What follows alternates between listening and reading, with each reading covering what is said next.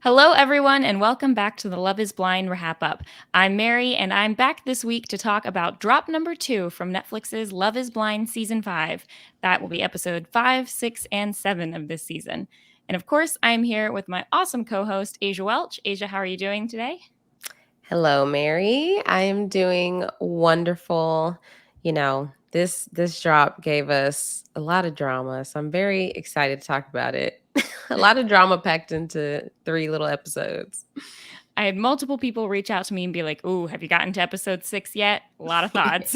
Yeah. So we'll get into all of it. But today we are also joined by the wonderful Nicole Weaver, entertainment reporter and host of the Black by Reality podcast. Nicole, thank you for joining us again on RHAP. And I can't wait to talk to you about everything from this drop and this season in general. So, big picture, would you say that you are up or down on this season so far? Oh, that's such a complicated answer. It's like you just gave me the hardest question ever. Um, it's in the middle. I'm not gonna say it's like the best season ever. It it starts strong. That's the problem. I think it starts strong and we're like starting to see it fall apart at the seams and we're just like, what are we in for? Because this is not the show we usually get. It's definitely a season where it makes you wonder more about the behind the scenes of a TV production. I'm wondering, ooh, what were the producers thinking during all of this? Because definitely some ups and downs. But before we really get to jumping in, I want to remind everyone that you can all find the Love is Blind, Ultimatum, and Married at First Sight and Perfect Match coverage over at robhaswebsite.com/first sight feed. And so make sure you can go there to subscribe, rate, and review if you like our coverage of any of those shows, and check out the ones that you might not have so far. All right. So Love is Blind. Yeah, we have a very different season on hand, I think, than we are used to. I think a lot of the typical things that we expect out of a Love is Blind season, we are not getting. I think from our first drop, the couple that we thought, oh, this will be the steady, boring couple, the one that gets along, and they're kind of just the one we expect to 100% get married. And so they're kind of our safety couple. Nope. There Not is this, no not safety this year. couple. No Yes. safety couple this year. And I think if ever there were a season to wonder if any of these people are going to not just say yes, but make it to the altar at all, our odds are slipping. They are going down and down and down. I think every single season we have had at least 4, if not 5 or 6 couples who we are actively expecting to get to that decision making at the altar. Um, by the end of this drop, we are down to 2. Literally, if we did not have the next time on and physically seeing them in wedding dresses and suits, I would not think they were making it to the altar. I just feel like there had to be so many points where the production was just like, should we cancel this season? Well, no, we got some people that have some connections, but like 2. Yeah, and we were saying this in the first drop, but we didn't even get very many couples in the pods at all. This is, I think, one of Mhm. the first times where we had so few even potential couples. Like we had so many with the whole Lydia, Izzy, and Johnny overlap. There were a lot of options there, but usually we get at least a few other people who we're getting montage clips of, and we got almost nothing from the very vast majority of people who were cast on this show. So I guess we'll start there, Nicole. From the first drop and from where we're at now, is there anyone that you wish we could have seen more of? Um, just because they even like kind of included her in the pods with Uche and Miriam, Mhm. I think she's one of the people who did get engaged. So there's that. And like the Oh, only how many other couples are there that got engaged? I think it was 5 this season. I think that was in the Variety article. 5 Um, other or 5 I total? think it was 5. I don't know. Because Actually, I that's should have wild if looked. they chose not to follow certain people. Only, Exactly. like. Exactly. And I know so much of So that probably has to do with cost, especially when it comes to going to Mexico. But uh, I mean, how they had to have known at the point when they only had 3 couples even going to Mexico. Right. Like mhm, maybe they just decided this year we're going to have fewer people. Like we're not going to follow, and they just banked on the wrong couples.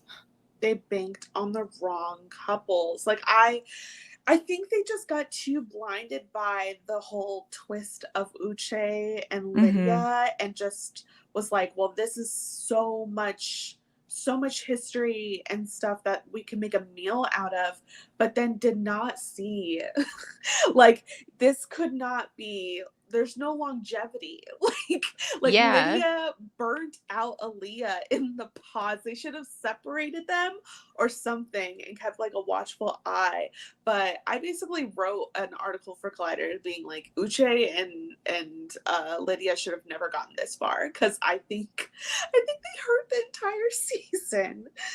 It So really did. Like, I feel like without their storyline, we would probably be very down on this season. And yeah. it sucks because like I watched the clip of Lauren and Cameron getting or I guess them the clip of them falling in love, not their proposal, but when she said I love you for the first time, that clip is going around on TikTok right now and I just had butterflies and I was just like I miss this feeling from like there when I remember when they fell in love first season 1 it was just like oh my gosh this works. Love is Blind is the best love experiment out there because these two people probably never would have like gotten together in real life for whatever reason and look at them falling in love and happily together still today and it's just like the closest I felt to that, obviously last season with Brett and Tiffany, and then I love Bliss and Zach, but then the Bliss and Zach start was not great. So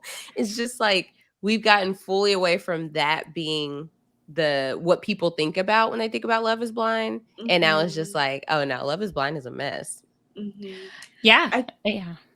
Oh, sorry. I did find that what the showrunner said about the other engaged couples. He just says there were multiple other couples that got engaged that were not followed. So that's at least 2. Hmm.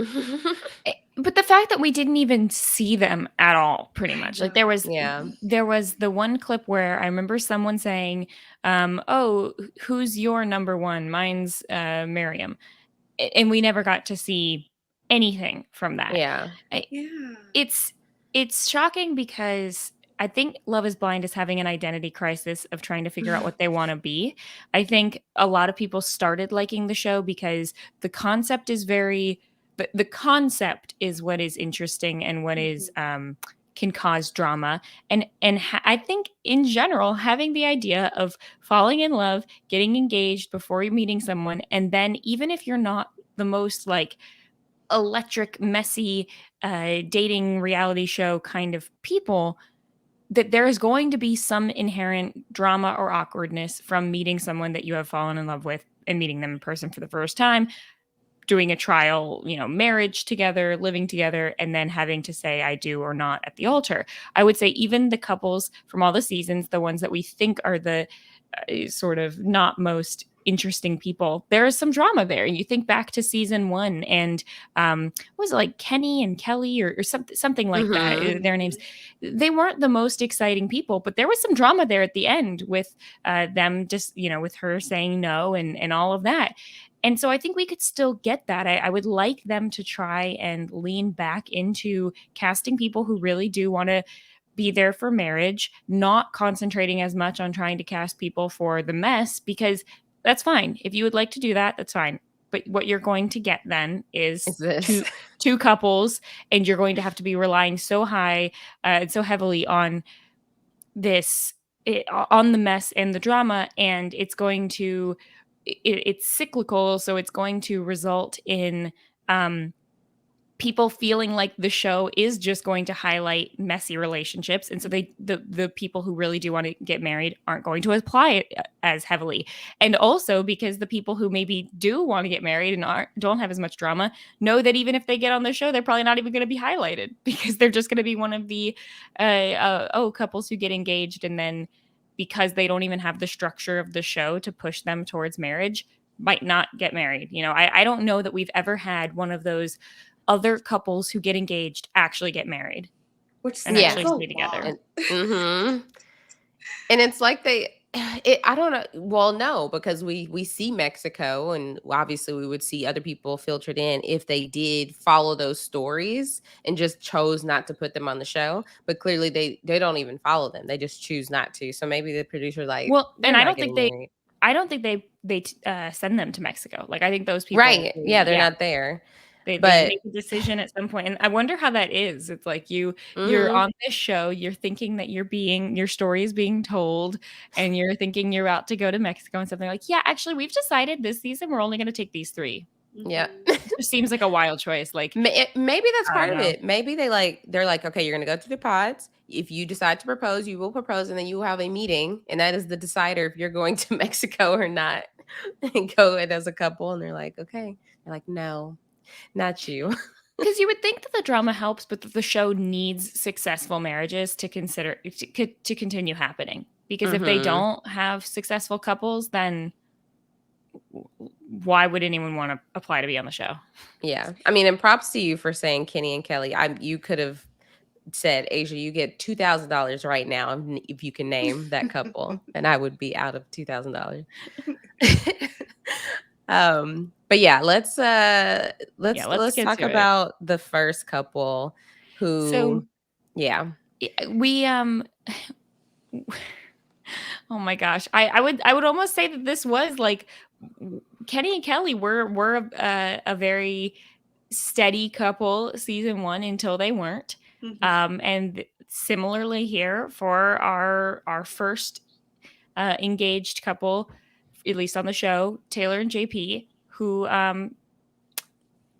don't they are now, I think, join the ranks of Diamond and who was with Diamond? Yeah. Diamond and what was his name? Diamond and Diamond's fella, and yeah, from last season, pre-Bliss, Zach and Irina, who don't even make it out of Mexico. And actually, Carlton. Is it Carlton? Carlton, yes. Yeah, okay. And I guess Shayna and whoever Shayna was with, did they even go to Mexico? I'm trying to remember what happened. I think they left on day 1. Oh, day 1. They slept in Yeah. separate rooms or something. Yeah. Shayna and the guy that Shayna was with, I don't remember his name. The one that tried to be Kyle. Yes, Shayna and He Kyle. was like with Deepti later. Right. So the good until they weren't. The problem is they weren't at the reveal. Like the reveal was the start of the weren't. And because I mean, let's cut to the chase. I thought he was just awkward. I just thought that, okay, maybe he's stunned by her beauty and he just doesn't know how to interact with her. But the fact that we find out that her makeup was the issue. I mean, when I tell you I had to go back, the issue. Right. It was not the issue. He just says it was. So maybe this is, I don't know if I'm going to get hate for this thought process, because I think when it comes to talking about dating and relationships, so much of what you think about is reflected over your own life experience. Because I think that there's like a bigger conversation here when it comes to the makeup thing about what people you're dating are just people in your life that you care about. They could be your siblings, your family, your friends. When they give you feedback, especially about how you look, especially when it's a decision that you've made, over and over for many years, and then someone says, yeah, I really don't like when you look like this, or why do you do that? That's not attractive, or whatever.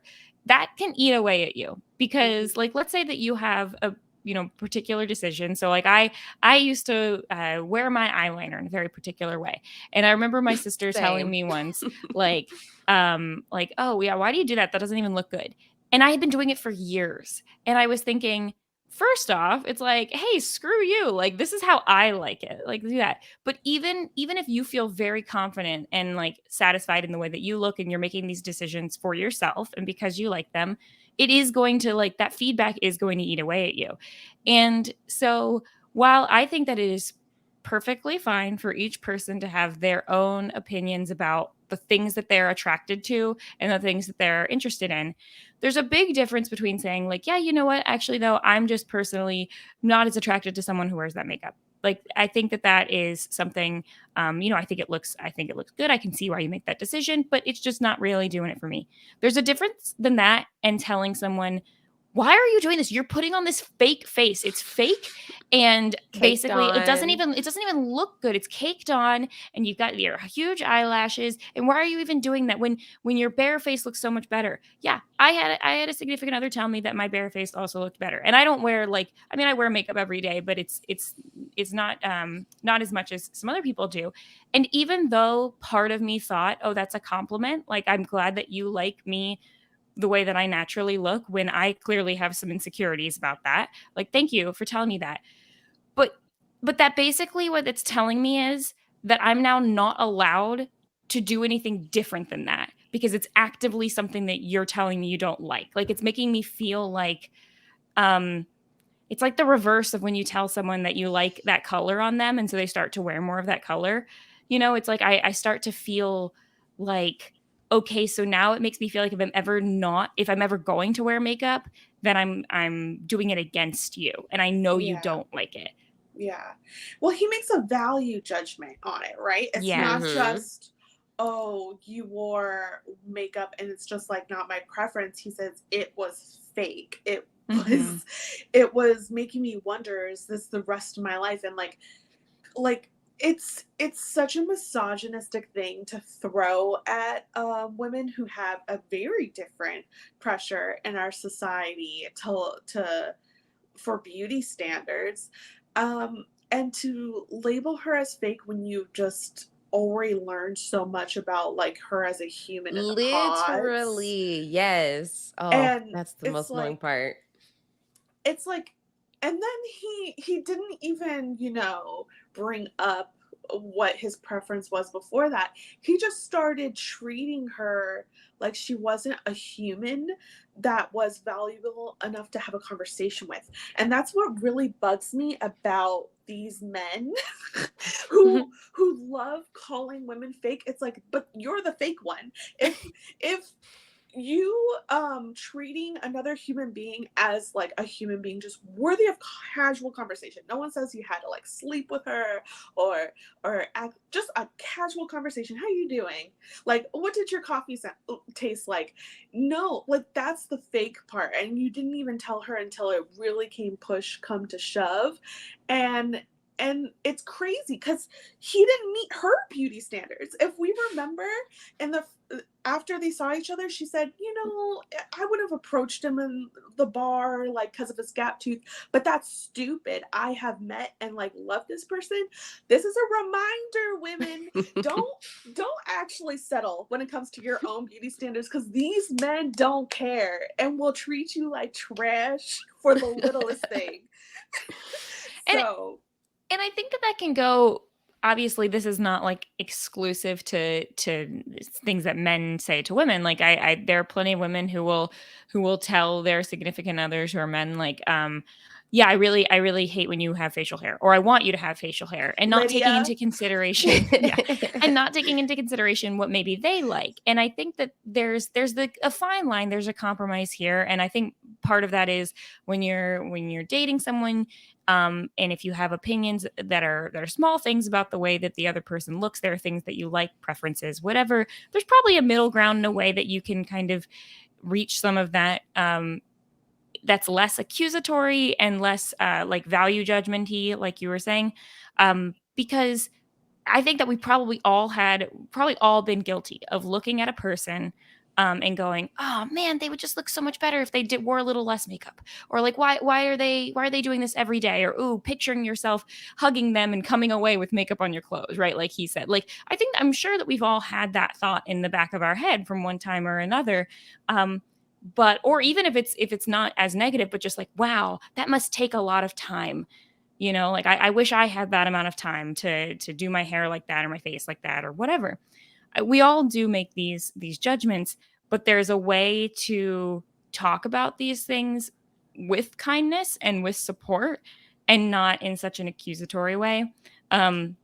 So that definitely was rubbing me the wrong way, but I mean, Drake literally, as Drake has famously said, he said, sweatpants, hair tied, chilling with no makeup on. That's when you're the prettiest. I hope that you don't take it wrong.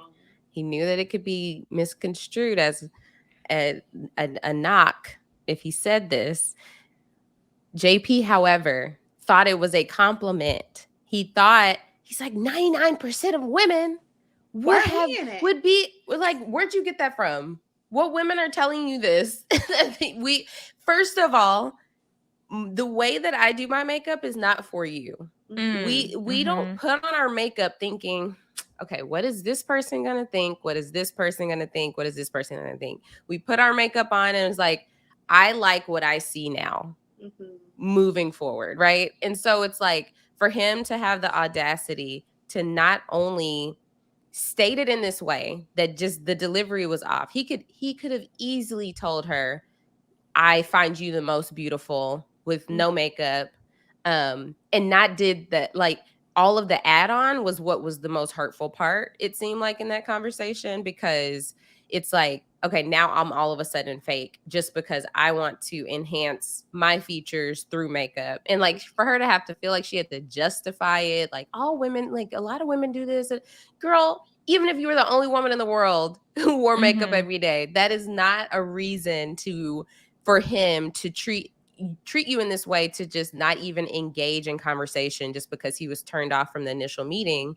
And so that was so annoying, because he like, the fact that not only he didn't even, it was okay. It's one thing to do all that, right? He says his opinion, says it's caked on, but then her reaction, he starts to blame her for that. Like, why are you reacting this? Like, basically saying, why are you reacting this way? Because you should love that I'm saying this. What's wrong with you? Like, that's weird. And it's like, first of all, you held off 2 days telling me this. It was passive aggression. Yes. You learned he was being passive aggressive this whole time. She kept bringing up, hey, it's awkward. It's awkward. I'm trying to talk to you. And he knew in the back of his mind he was treating her differently, but made it seem like it was just in her head. This girl said she cried after their first meeting. And it's editing. Maybe he did say something else, but in the episode, you see no comfort, no like, oh, let's like talk more about that. There seemed to be no concern. And then later it's saying, oh, you had gaudy eyelashes and da-da-da. And like, it was aggressive, and him acting like her, and it was like not even aggressive anger that she showed. She was like, I'm going to keep asking questions to make this man just dig the hole even deeper, because he wasn't even trying to talk to me earlier. And then being like, okay, well, this was bull. And him being so surprised. And he got louder with her. When she said, when he was like, just don't wear makeup, and she's like, I'm going to do what I want, he got louder. Literally. And was like, fine. Like, that was controlling as hell, to be like, oh, you're not bending to my will after I threw a hissy fit for 3 days, then I'm just going to be like, fine. What does it matter? And it's like, it matters because you treated her badly for this. And has JP never met any woman ever? Like, why is he all of a sudden shocked that of the odds that she would put on makeup when they meet for the first time?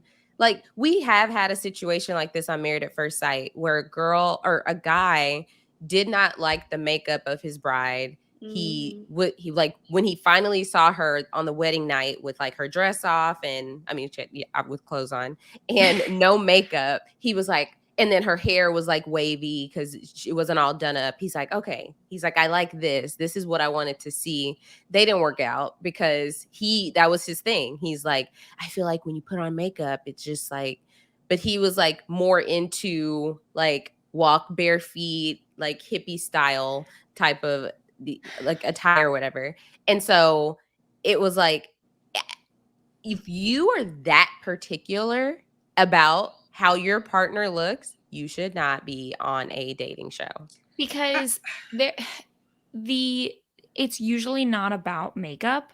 It's about how you've decided this type of makeup, this style of makeup, this amount of makeup, this makeup on this person. Something is not what you want. You might see that level of makeup on someone else, but because you don't know them or see them up close or whatever, like I think there are lots of people who look very beautiful without makeup. There are also lots of people who wear makeup to a point where the vast majority of people looking at them wouldn't even know that they're wearing makeup because they're just trying to get to that like base level of like natural beauty that other people already have. You know what I'm saying? So I think again it's perfectly fine for people to have opinions. There's nothing inherently wrong with him liking a certain look better. You're on a show called Love is Blind. And for people, if you really, really, really actually built a super emotional, true connection with a person and you believe that love is blind, then that's not love is blind until I can see you and then I want to change you to make you look the way I want you to. Like, that's not what that is. That you either need to say, you know what, actually, love's not blind. Built this connection, but I've decided I don't actually like the way you look. And that's it. Or you say, I do really, really have this connection with you. And therefore, I'm going to be nice and kind to you, despite maybe not necessarily liking all the things about you. It's really just, it was the attitude. But yeah, I'm sorry, she's not walking around saying, hey, do you have any clothes that aren't our country's flag? Yo. I don't know. Yo. I just like there are many things she could point out. Well, Truly. and because the experience with most people like this is that they can dish it out, but they're not receptive to hearing it about themselves. Exactly. No. Yeah. Because that's different. It's different. Right. Yeah. I think the sad part is like marriage is still such a patriarchal thing. And I think like whether men want to like admit it or not, like sure, they're probably gonna like date women who have a certain thing of makeup.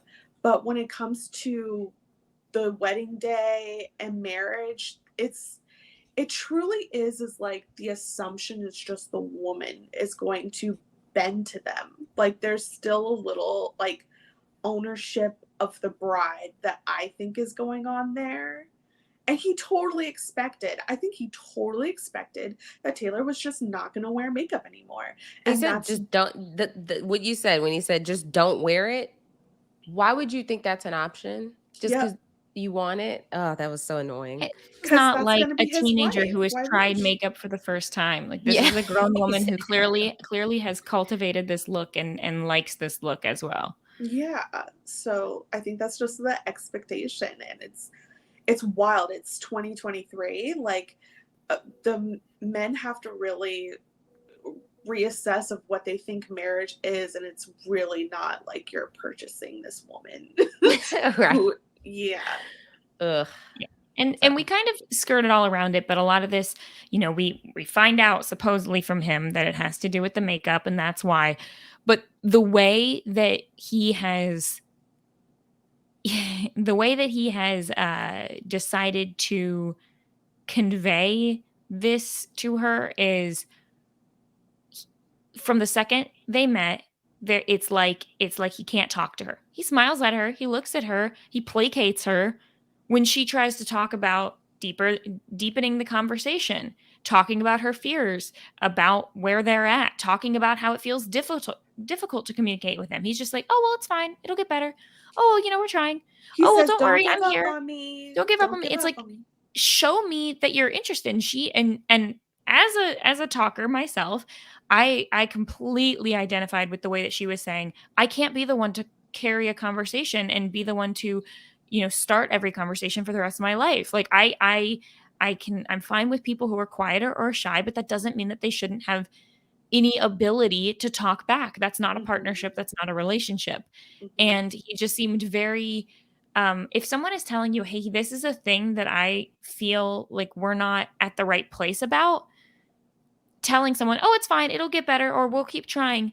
That's not addressing the situation. That's At all. pushing it down the road. It's, We and she also said, we don't have time. This is the time that we're trying to figure this out.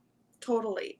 We also have to also tune into what Taylor has said and things that JP has said. JP is the type, I think his whole thing was, I'm going to withhold affection, and then once it gets to like a breaking point, I'm going to be like, well, this is what you can do to change it. Because like he kind of lets a few things slip. The next time around I watched their first meeting, Taylor's like, oh my God, I'm gonna cry. I'm gonna like lose an eyelash. He was like, oh, they're fake. And she was like, yeah, they're fake. And he said, no, I could tell. And I was like, no, he didn't. And then when Taylor woke up like the next morning in Mexico, she was like, yeah, I was trying to talk to JP. And he was like, you could really talk. Like there's a side to him that's like, and I'm just like, There was also a thing in here where he was like, you should show your freckles more. And that's before we knew about the makeup. And I was like, yep. Okay, he doesn't like her makeup. And I'm sure that we're going to have people who are listening to this going, well, like, yeah, but like, I think it's perfectly fine that he didn't like the long lashes, or I think it's fine that he likes dark.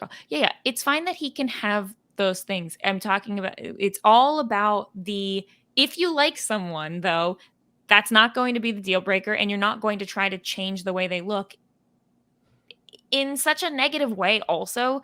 But like, that it's fine that he doesn't like that. It's fine that other people don't like that. Then that means that he's not actually in love with her. And again, Taylor does not like his gap teeth, but she didn't say, go to the dentist and get braces immediately. She did not just ignore him until all of a sudden his teeth were like changed. She didn't do any of that. She also didn't say, hey, I don't like the way you kiss like a pogo stick, or he just jumps back every time he kisses her. It's like smiles. It's like there were many critiques Taylor could have had. She dismissed a lot of this stuff because she realized the emotional connection she had with you. But what did you do? You used you not liking her physical appearance the first time you met, whether it's you don't like makeup, whether it's you don't like her makeup putting on abilities, is still petty. That you still have gotten to know her. That was the only time you've seen her with makeup. And for you to for him to bring that back, clearly he was not the one over it, trying to blame her for not moving past the awkwardness. It was just like, I was so proud of her for ending this and deciding to move forward and deciding like, look, I don't need this experiment. I don't have to go through with this. I am uncomfortable. I do not like being with this man. Let's cut it off. So props to you, Taylor. I really appreciate the fact that she said that she didn't just say, yeah, I just don't think that we have a connection, that she actively said, this whole thing is making me feel very uncomfortable. You're making me feel uncomfortable. It's making me uncomfortable that you're not like listening to what I'm saying and that you're giving these critiques and stuff, because I think more people need to be told the actions you're doing are making me not feel settled in this place, and especially in a relationship where I need to put a lot of trust into feeling comfortable with you. It's not happening. So, yep, that's it for the old Taylor and JP. Bye. Thankfully. Bye. Probably won't see any more of them. We didn't get more of them after that once we got back to Houston. So, all right, let's get to. Yeah, I feel like the next time we see them might be the reunion. Might be, yeah. Because I don't even think they developed strong enough friendships. Well, besides Carter, who's part of the Pod Squad, who sees JP as Captain America. I feel like they didn't create strong enough relationships to be at anyone else's wedding. Well, the other two weddings. Right. And I really hope that we don't get anything in the reunion of other people like picking a side and being like, well, yeah, I agree that you looked better in this way or that way. And that this should not become a wider discussion of what people feel Like which And then side of who's right or who's wrong with the way that someone looks. the fact that the way that I just imagined Vanessa, well, don't you care about what your future spouse would think about your physical appearance? I don't know why I could see her taking JP's side on this conversation. Oh, I hope not. I hope I know. not. I hope not. This is just me jumping to worst case scenarios. But Yeah. Oh, and real quick, speaking of Nick and Vanessa Lachey, they did kick off the Houston portion of the experiment on top of they were on top of a building, and you saw like the Houston skyline in the back. They were on top of this place called the Post, where they transformed this old post office to a food hall. And I go there all the time. And they have like a bunch of food, and then you can like up on the roof, it's like really pretty like for pictures and stuff like that. Even Top Chef, when they were in Houston, they did an event up there. But I was like, that is so cool. The Post is like 10 minutes from me. So just my little Houston shout out. Yeah, I was going to say, if this is your first time listening to a podcast with Aysha, this is the Aysha somehow knows every place and every person who's on any of these shows. She's been there. I've had lunch with talked to them. Yeah. She's met them. Yeah, 100%. They were childhood friends actually. Yeah. Anyway, so let's talk about our next couple. Let's talk about Izzy and Stacy. Izzy and Stacy have a much smoother time in Mexico, it seems like. Possibly the smoothest out of everyone. Lots of physical chemistry. It's like comfort around each other. I would say, if anything, Stacy brings up that she thought Izzy would have come across a little stronger physically, because he's, this is where we see sort of the side of him that did have the connection with Johnny, that like, I'm a little more, I can be a little more shy when I have this emotion, with you. And I think, I don't know, maybe this is just me reading into it. I think partially because of Stacy's confidence in the way that she looks, Izzy was like, whoa, okay, I'm a little intimidated. Like I need to, in like a good way, but like I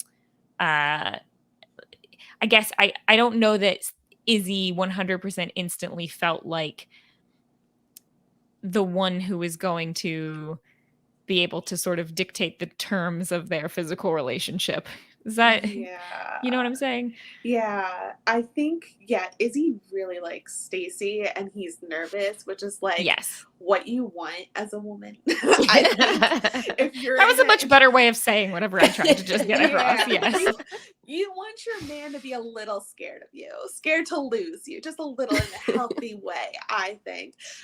So yeah, he's shook. Stacy's ready to call him daddy. She out in public multiple times. She wants her daddy to pick her up and throw her around, and he's shook. He doesn't know what to do about it, and it's it's kind of cute to watch sometimes. I feel like this is the part of their relationship that they had. Like, if their relationship was just this, they would be good. If it was just the physical, just the flirtation, because that's what they bonded out over. Like the problems or like the big conversation of finances, that wasn't a part of their pod conversation. Pod conversation was fun. It was light. It was flirty. It was all this stuff that they are doing that part well. Like that, there is no disconnect there besides her like, oh, you're a little shy, but it's all in a flirty way. But the moment things get serious and talk about finances, that's when it's like, uh-oh. So let's talk about the finances thing. Again, everybody has different, opinions. The finances are one of the biggest cause of strife in relationships. And Stacey's got some opinions. We just talked a little bit about marriage and the patriarchy. This is the flip side to that, which is, and Stacey is not the only person that I have met who has had this opinion, which is, even after you get married, the men should still pay for things. I'm going to make my money and I'm going to want nice things, but you still need to pay for all the food I'm having. And when we're going out to dinner, that's not a partnership in a marriage. That's still a date that you're paying for. She says this when we meet her parents later. Her dad echoes that. Yeah. So Asia, you and myself, who both have independently bought houses, much like Stacy did. I think that certainly there is a level of me thinking about my finances and saying that this is a life that I'm accustomed to. Great. I feel like if anything, it's done the opposite though, which has made me feel like, yeah, so I'm self sufficient. So we could just join together and meet in the middle and share things 50-50. Sounds good. I, I feel like I have just had to become this person to defend women like Stacey, and I'm not totally defending her. I just see it through a different perspective when I hear her say like I don't see it as she needs him to pay for every meal. I mean, that is what she said. No, but okay. she didn't say, she said she was like, oh, like, okay, we're gonna go he's like, yeah, I'm a 50-50 type of person. And she's like, even at like dinner, like he's like, yeah, we put like 2 cards on the table and then we can split it. What? No, like though I did not see it as I need you to pay for every meal when we go out. I see it as she's like, if we're in a situation where we're going to dinner, you're going to think that we need to pay 50-50, which that isn't like that's just, I don't know, that's just odd. I feel like if you're in a relationship or a partnership that sometimes you pay, sometimes I pay. Yeah. Is it 50-50? Yeah. Maybe not. If we go to dinner, are you going to be saying, where's your card? Or are you going to pay for dinner and then I pay for the ice cream? So maybe I'm looking at this from a completely third perspective, which is not either of those things. Not you're paying and not, oh, we're both putting our cards down, we're splitting the check. Look, maybe this is like just not how it is anymore. I can only base this off my own experience. But like, do people not combine finances anymore to where there isn't a 50-50 or a you're always paying? It's our money. Like this is like we're combined. Dangerous. Is it like I believe some people do, but over here, I don't. That's not okay. So maybe I am living in my own little bubble. I just didn't realize that this was. I thought like typically, maybe not everybody. You've got like your celebrities, you got your people who have your prenups, you've got your very very like widely differing financial situations. Sure, I thought like still the majority of people like, oh, you get married, you combine your finances. maybe I did not. Okay, please correct me if I'm completely out of the loop. I still think people do. Like people may combine and then have their own like fun money.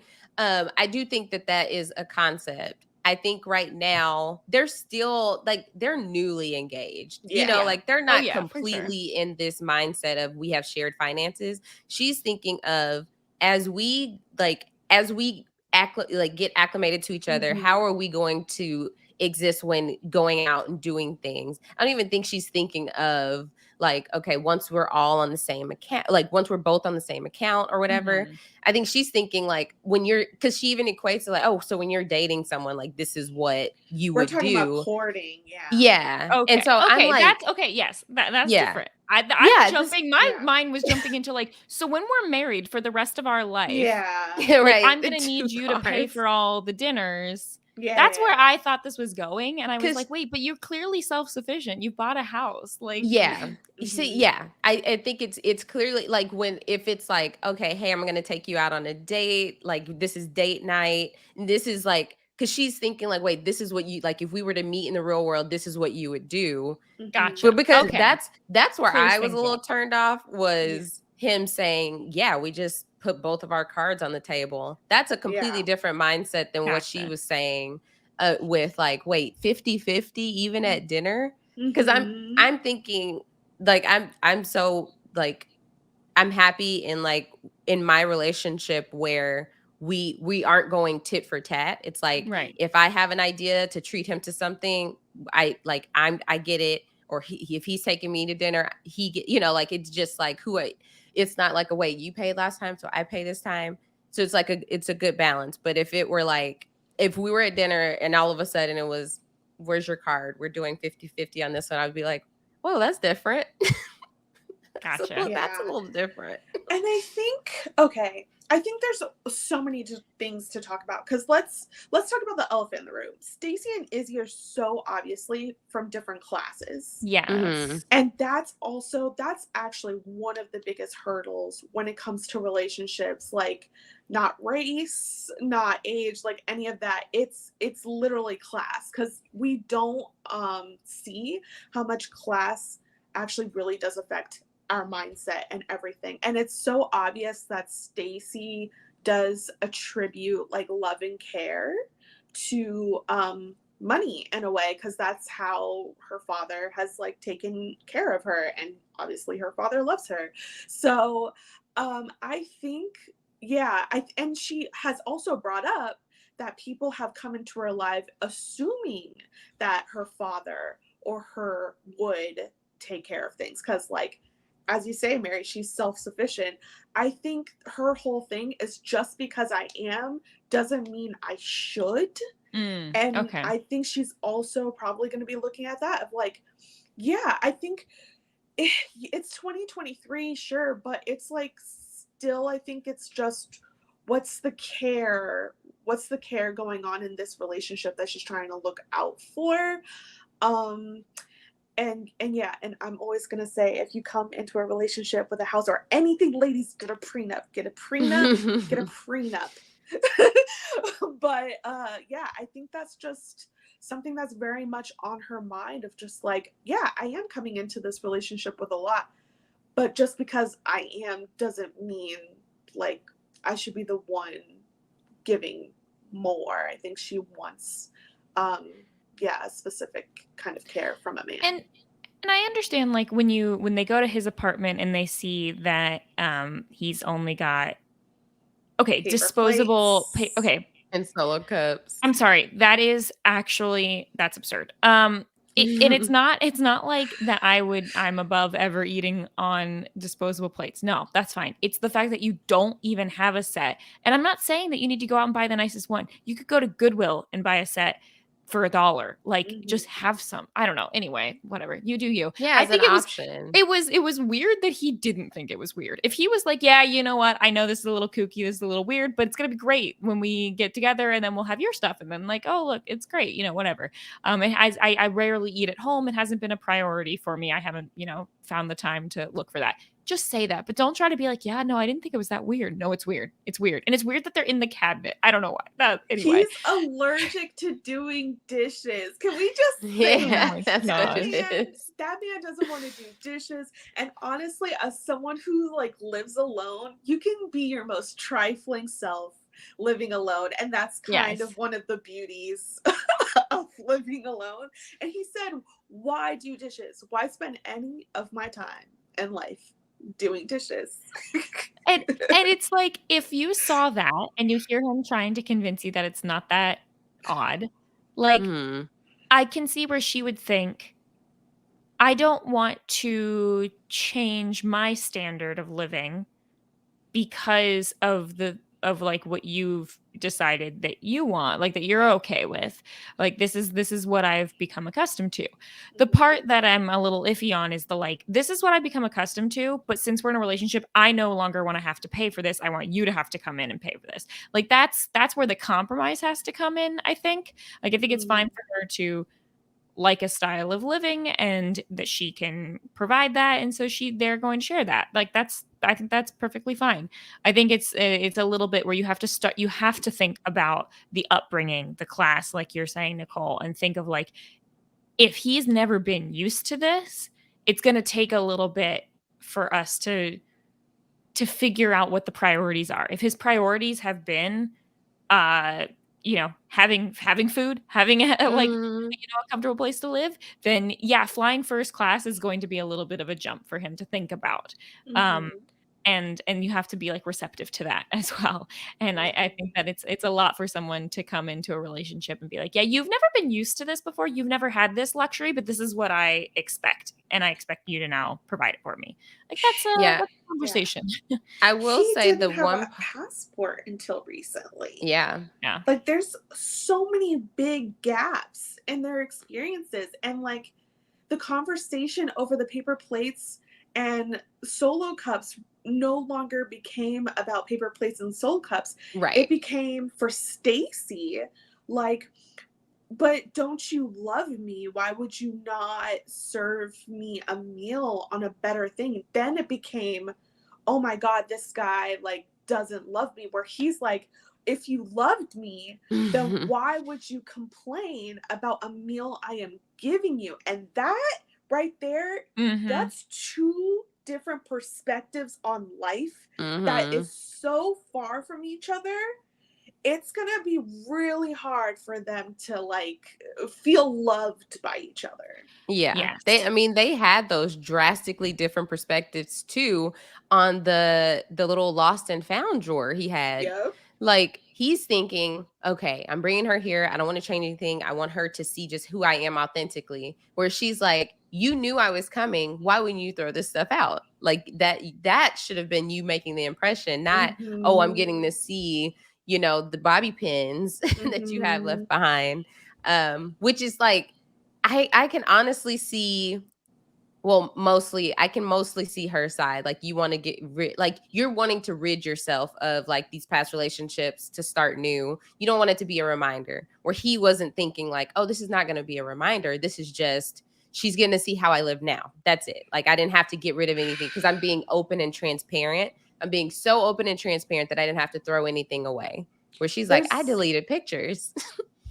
There's a level of intimacy that I think Izzy's trying to build with Stacy, and Stacy is kind of uncomfortable with it. Like I think in a way appearances matter.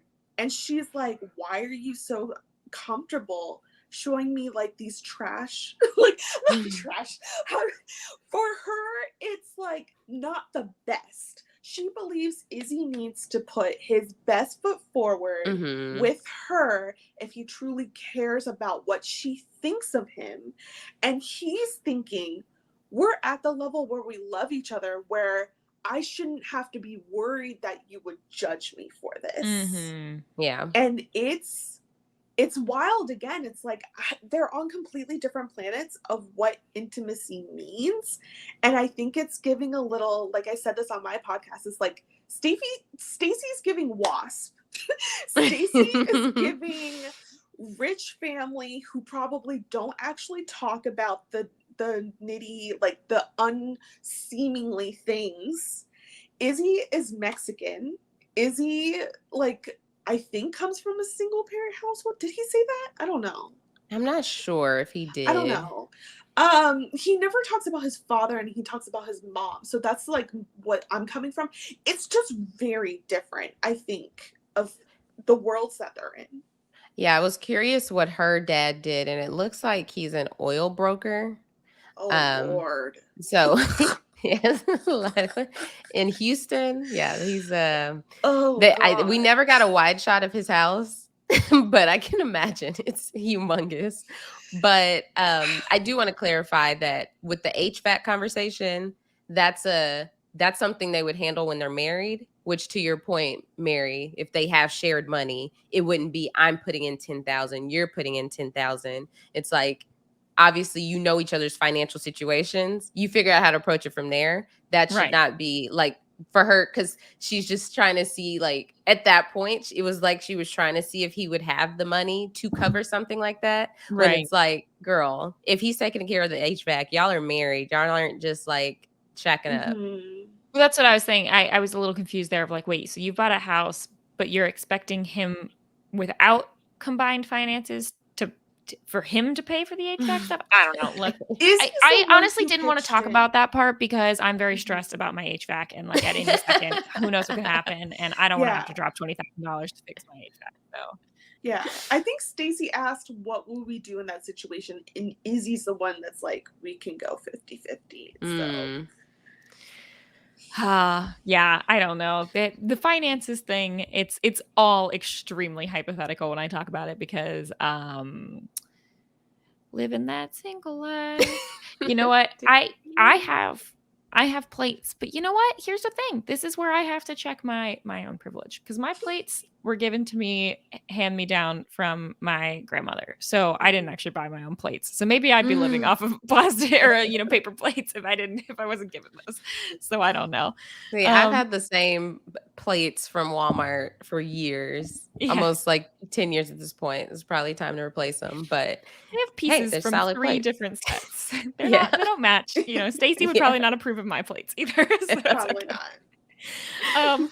Yeah. So it's like the whole lost and found drawer thing. I go both ways because I also feel like I do agree with Stacy that like I always find it a little bit odd when you see people on like Instagram who are married or in very serious relationships, but it takes like 3 clicks to get back to like profile pictures of them with other relationships, and I'm like, why didn't you delete those? Like, that's so weird that you still have those. But like I know that is that probably not the most common opinion, but that I'm just like, get rid of it. No, I just saw that it was a TikTok couple. Like this guy, he was with this girl for like 3 or 4 years, long time, and they had this public breakup on TikTok. And now he's rekindled with his ex before her and did like our old posts, and it was all these different like cuddly pictures, and all the comments were like, but why do you still have these? Like you're Yeah. in this long relationship, how do you have all these memories? Where's this coming from? I don't know, but So that's a larger conversation. Like, do you right. delete? I don't know. Yeah, it's different for different people. No, Oh, it's okay. your You know? life. My Well, whole thing is like, but okay, but like yes, I have an ex where I have pictures of us at like my college graduation. I'm not going to get rid of those pictures. Those are the pictures of No. my college graduation. Those are life memories. I think it's a little different when it's like, do I need to keep this Facebook profile picture though of us together? Like I don't if you're starting to date someone else, like if you date someone else, if that at the point where that new relationship becomes more serious than the old one was, I don't know. It's just Like a little, Instagram posts, like do you archive? I think so. I don't know. I think it depends on the context. If it's like we're at this like event and it's your memories, it's your life. But if it's just like a cute picture, cute couple picture, do you need that? It's confusing. It's confusing for people stalking you. Stop. I think it's fine to be sentimental about different parts of your life if you are like, and yeah. Yeah, Well, I get that. I just and hate that's the where it memories probably- popping up. I'm like, wait, Google Photos. Why are you telling me this? That's my problem. It's like, let it be my choice that I look back Right. on this. Well, and I think some of this does have to do with the significant other. Like if your significant other was like, "Hey, it's a little uncomfortable that you're still saving these pictures with your ex and like it makes me feel such and such a way." Like if someone came to me about that, I'd be like, "Oh, okay, thank you for telling me. Yeah, I didn't know it was such a big deal. Sure, I'll get rid of them." Like I think that would be one thing. Whereas if someone else like didn't care, then like I don't know, maybe it doesn't matter. I don't know. It's that there's such a fine line between like sharing things that would make you happy and trying to control another person's life. Yeah. Yeah. It's rough. So anyway, and then so they talked to Stacy's family, and that was pretty much it for Izzy and Stacy in terms of the two of them. We're gonna have a little bit more with them when we get to the meeting with the pod squad, which I guess we could talk about next. I did real quick did with you have her anything? dad. I did love that he said love is blind, but love needs to eat. Love needs to have a roof, and love needs to love needs to fly first class. I was like, we are getting a very good look at the standard here. That is going to probably be their biggest hurdle. Like I honestly think that if they don't make it, prices? They're expensive. Oh my gosh. It's like, where's the middle ground? Because you Yeah, say needs they're to extreme. eat. Yes, love needs to eat. 100% retweet. Love home. does not need to fly first class though. Love might need to try coach from time to time. It doesn't. And it's like that's the wild part. And it's like we're in a recession.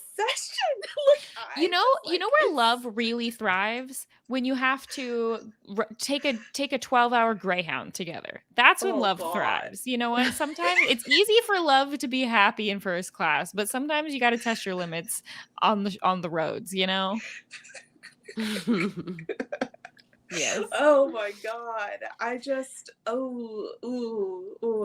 don't know. If I was Izzy, I would have ran for the hills after her dad. I'm like, excuse me? Excuse me?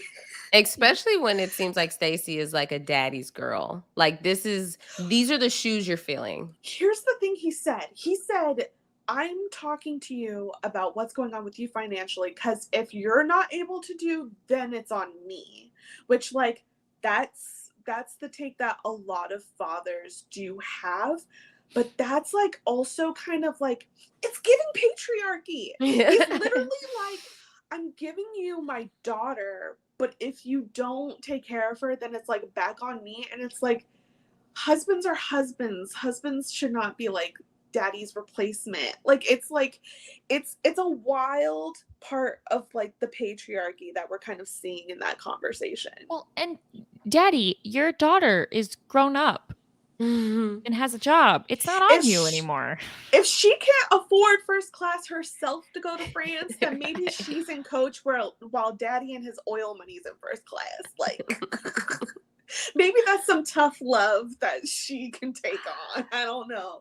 But yeah, it's like, it's wild. It's so wild. So yeah. With Izzy, we have all been wondering, what about that other person you were talking to? What about Johnny? How is that going? Okay, Izzy. Look, Johnny, not perfect. Nobody's perfect on this show. No. But wow, was this rough to watch. I don't know what Izzy was on this, but like okay, so the pod squad, they all get together. Everybody gets together because remember, we've at this point only down to 2 couples that we are really following. So got to inject some more people into this. Give us content. Yep. So it turns out Johnny and Chris are dating. They met back up at the airport. And you know what? The more and more I'm watching this, I think that Johnny is pretty self-aware. I think Johnny realizes, like, in the fact of, wow, you know what? Yeah, this is a really nice person who likes me, and I should not have probably judged them so much. I fully admit to them and myself that they were my second pick, but like, and I'm trying to make up for that. Like, I think that's, I mean, it's very Bliss and Zach. Like, I think that it could be, okay, Nicole's face is making me think that she is not on board with what I'm saying. But like, I guess. Sorry. I am pulling a Marshall, a full-on Marshall.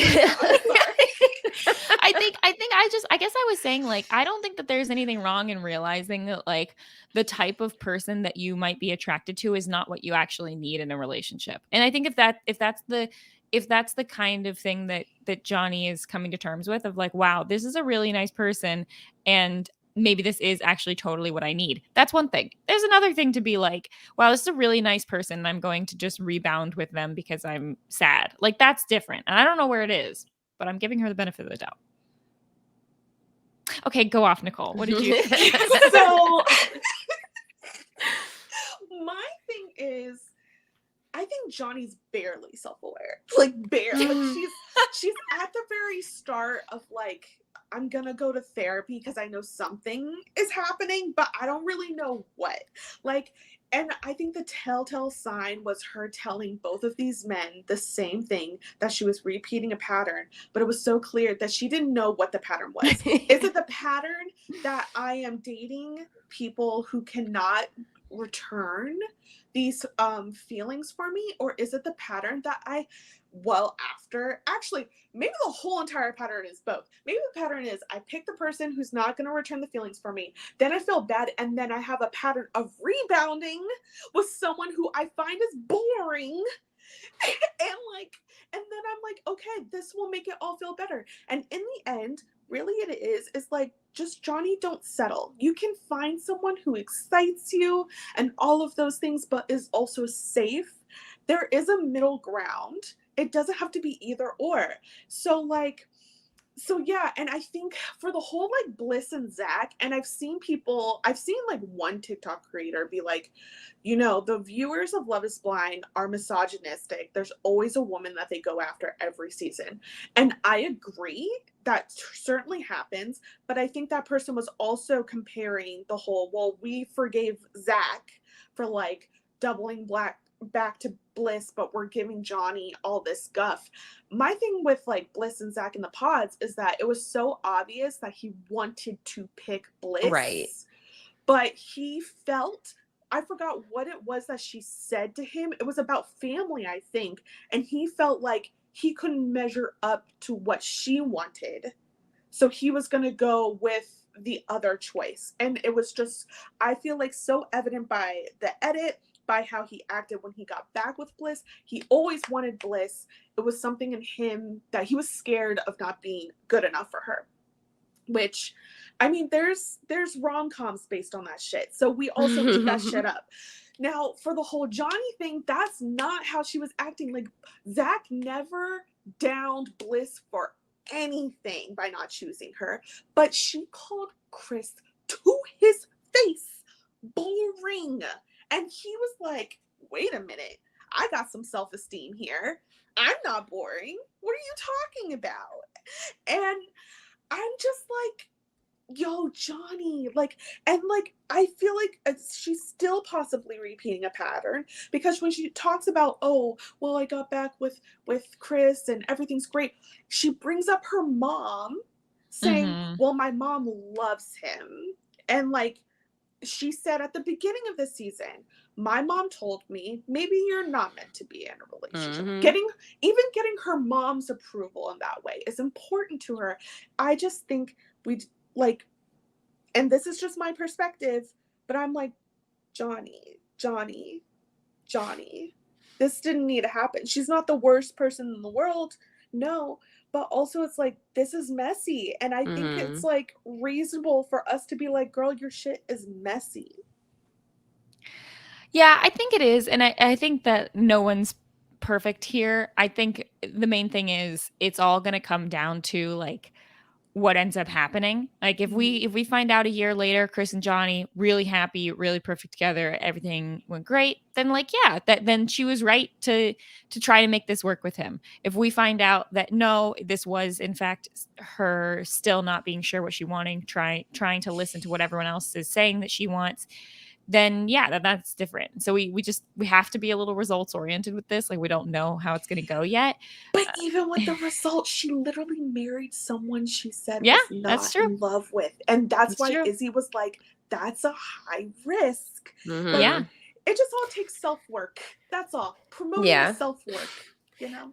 I echo what you said about Johnny. I do feel like I feel like she understands the perception of the things that she did. But I do feel like she's not on the other side of that, of knowing like, okay, how do I prevent myself from doing this stuff again besides just accepting a really sweet guy? But I just want to bring it back to Izzy, because why was he so excited to try to put her down? He was so like, he literally got so much joy from trying to tear her down and telling her that people think that she's sketchy. And I think it all boiled down to, he saw her and he was like, wow, I am more attracted to Stacy. This is so great. I feel like I made the right choice. So let me beat her down for ever making me feel like she was my first choice. Because it was just weird. She put his business out there about his credit card debt. In real life?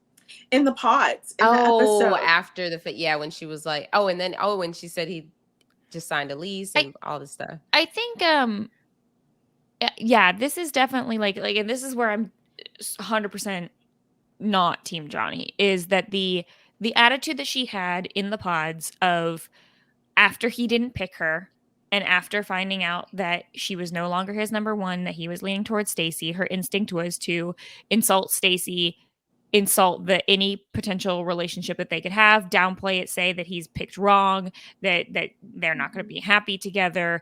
And while some of that I'm sure is a coping mechanism of trying to make yourself feel better when you've been hurt, you don't need to take other people down for that.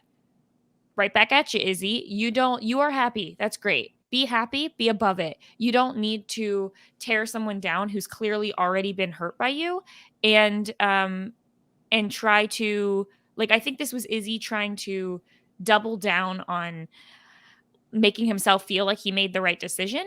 But there is nothing to be gained in this scenario from telling her that other people think that she's sketchy, whether they do or don't. This is not like if this was Johnny coming here, not with Chris, but with running around and trying to get Izzy back and like trying to convince him that he made the wrong choice or something, then that might be the scenario where we go, look, girl, you're doing too much. Everyone already thinks you're sketchy. We see through what you're doing. That'd be one thing.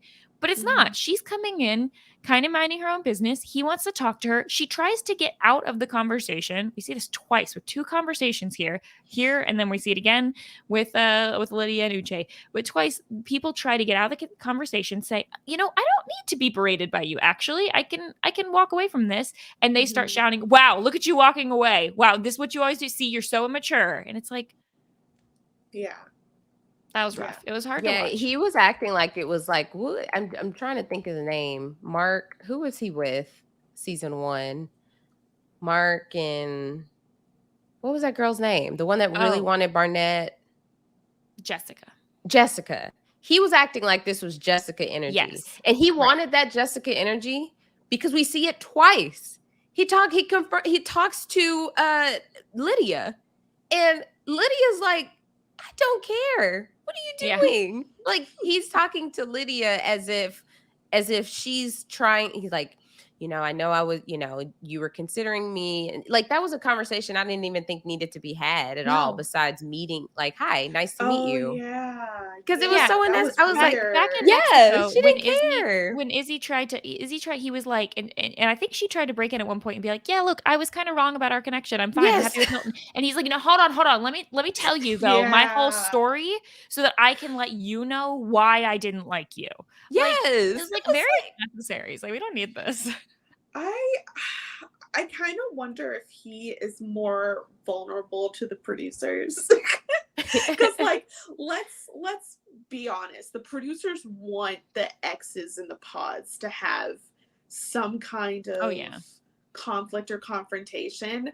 And most of these couples were not giving, but I wonder if Izzy is just, one producer gets in the ear of like, you should really talk to so-and-so.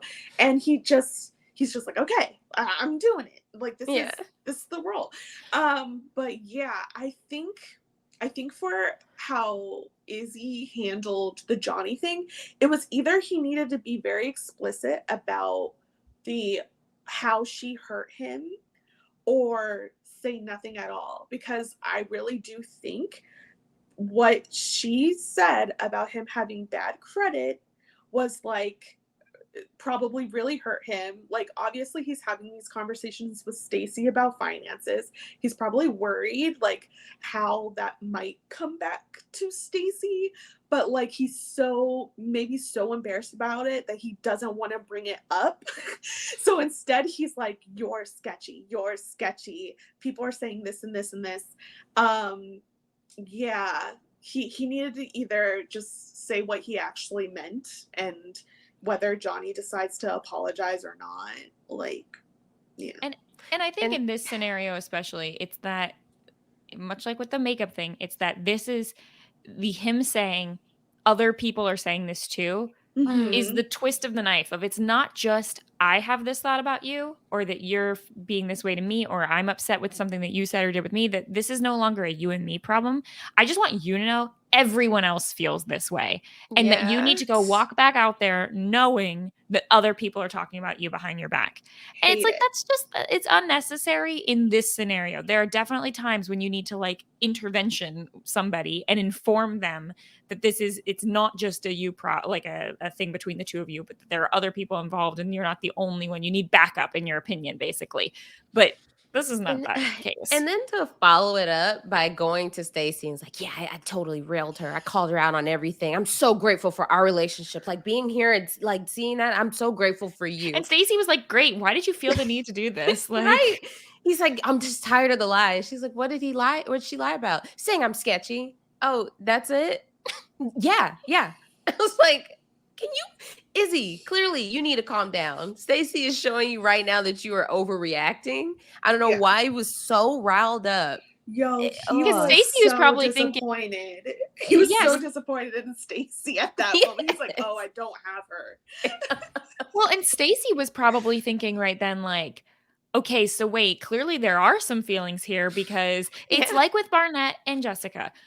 Barnett's response to the Jessica thing was like, just not going to talk to you. I'm not going to give you the time. Like, especially in the, like, after the altar, like, this is a line that I don't need to cross. So I'm just going to ignore. Like, the people who actually don't care, they're indifferent.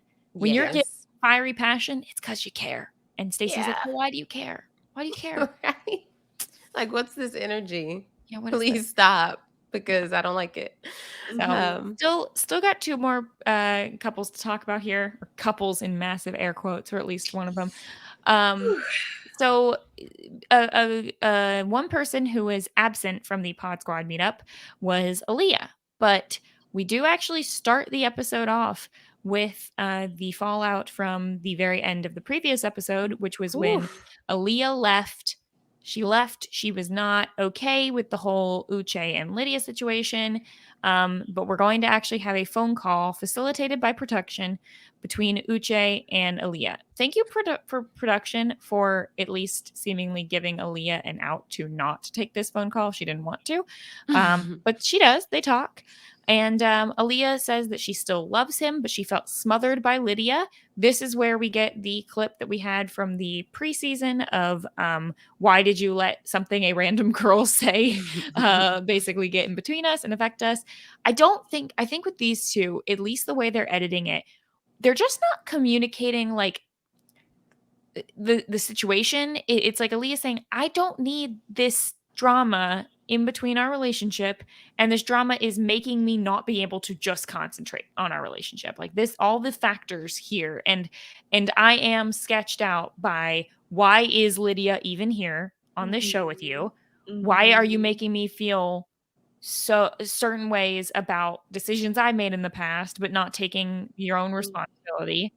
And why are you so accusatory towards me saying I need to remove myself from this situation for like my, whether it's my mental health or my betterment or my ability to, deal with romance. Like romance has now taken a back seat to everything else that's happening here. So that's where I'll give Aaliyah. Although I will say with Aaliyah, yeah, great points.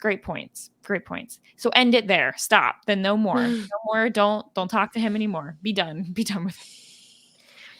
It even before this, when he told the guys, like, she never expressed any doubts. Okay, that's hyperbolic. Lies. Because what? Lies. What? She did. What are you talking about? Are you oblivious to the doubts she was saying, or are you trying to downplay it to make it seem like it wasn't your fault at all? She Right. told you she felt like a caged animal. She said, this woman over here is in my ear telling me about your dog, telling me about your friends, telling me about your car. I am trapped. And this is after Uche's like, well, this is happening more so to me than it is you. He has no compassion for this woman. He tried to downplay it when she voiced her concerns. And so for him acting like, oh, I'm just so completely blindsided, you didn't even say anything. It's like, she did, and you downplayed it. Literally. And I was so over him in this whole phone call because he was trying to spin the entire thing on her.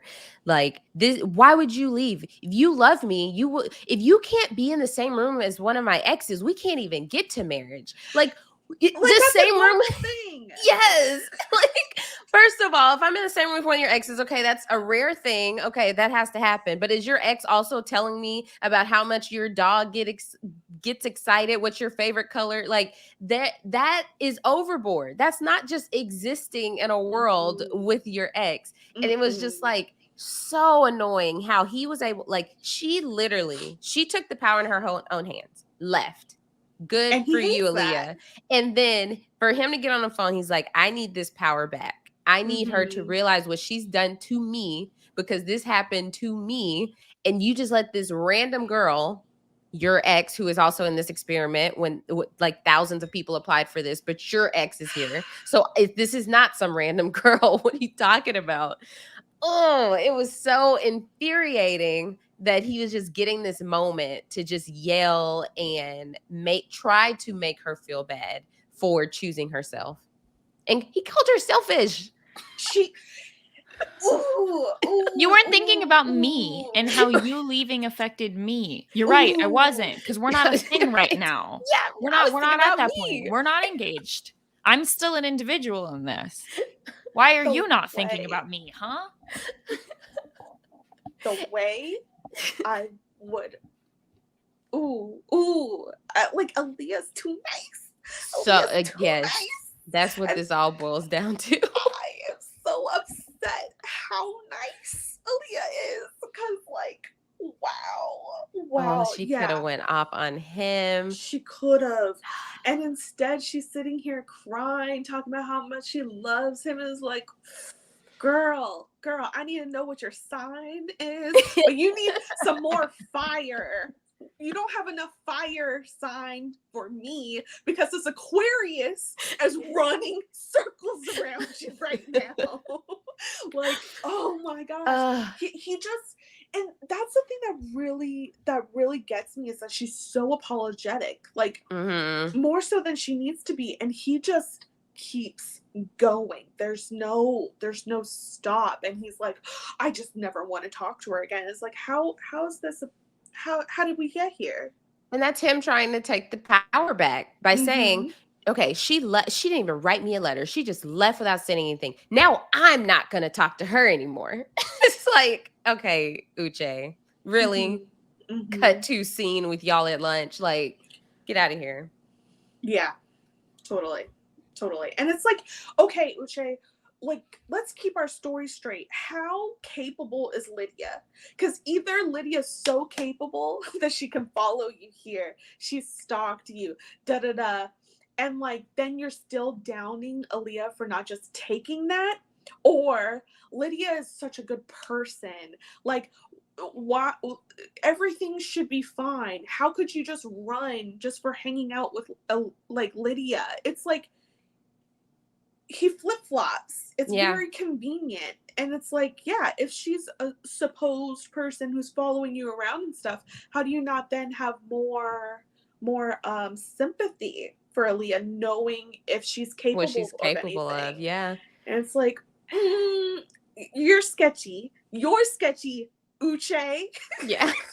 Then he said, like, for her to say, like, okay, I left because, like, you didn't know we were, like, what was happening with, like, me and Lydia and, like, the stuff that she was saying. And he said, you had one day. No, Uche, I don't have just one day. We're about to go through a 4-week experiment and be bonded to these people I'm constantly going to have to see Lydia. It's not just one more day. Like, everyone gets proposed to on the same day. So we know that she knows Lydia is probably engaged at this point. Like, she's going to have to continue to see Lydia.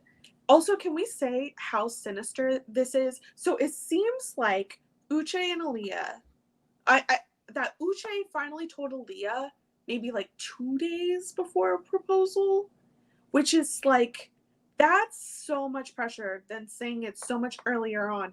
Because I was thinking that when Milton and Lydia were having their conversation, it felt like she told him right then and there, and then it was a decision right then and there if Milton was going to propose.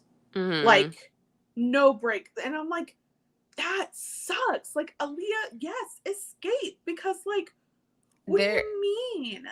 It was somewhere, I don't know if it's an article or if it was comments or something, but they were told not to say that they were in a relationship. They said once they, like, it was like once the producers found out, they're like, okay, you can continue as long as you don't have that, like, you don't talk about that, basically. Okay, so Variety did the article with the showrunner, and like, from what I got from that, they said, you guys, first they wanted to send them home. They apparently both really wanted to be there, and therefore they were like, oh, I feel so bad. These producers don't feel bad for nobody. Okay, I don't believe it. But then they were like, well, you can move forward as long as you guys don't date each other. I don't think in that article, I didn't see them say that they weren't allowed to share. Tell people. So it's like,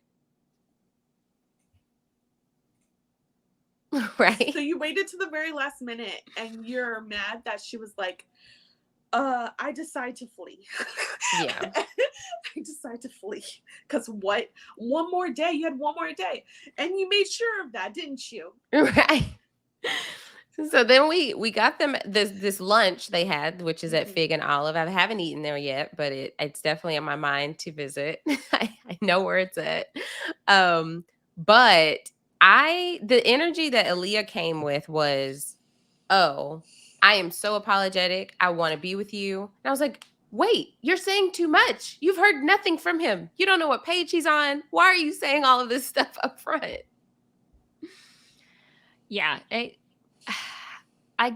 I don't know why Aaliyah feels the need to be apologetic about this. Mm-hmm. I mean, I guess like they already had the conversation where she said that she was sorry that she left, but I don't know. Stand your ground a little, I hope.